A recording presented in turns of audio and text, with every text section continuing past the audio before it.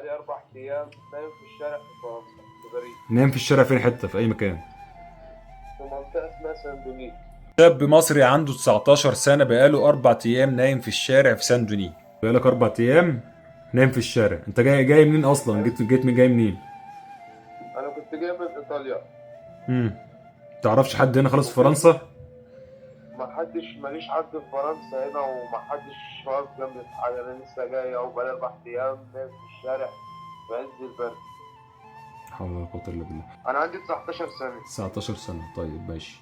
بص يا سيدي، أنا هنزل الفيديو ده تمام، وأحطه والرقم بتاعك هخليه عندي. لو أي حد يقدر يساعدك هخليه يكلمك على طول بإذن الله. أنت محتاج سكن صح؟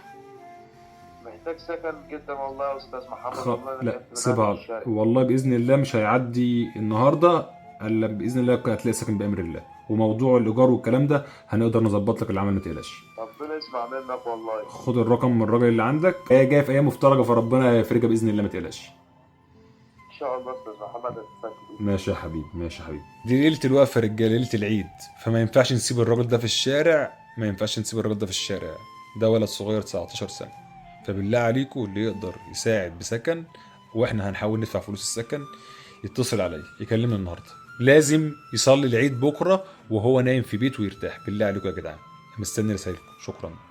من الرجاله اللي موجوده في باريس محتاجين سكن للراجل ده، ومحتاجين حد يدفع له ايجار السكن. الراجل عنده 19 سنه، ما يستحملش. كان نايم في ايطاليا في الشارع وجا هنا فرنسا، وواحد قابله اداله تليفون. لو سمحتوا يا رجاله، محتاجين بلس السكن للراجل ده، ومحتاجين حد يدفع له الايجار. اللي يقدر يساعد لوجه الله في اليوم الجميل واليوم المفترج ده يبعت لي رساله واوصله بالراجل. شكرا. وانا عارف ان في رجاله كتير هتقف جنبه.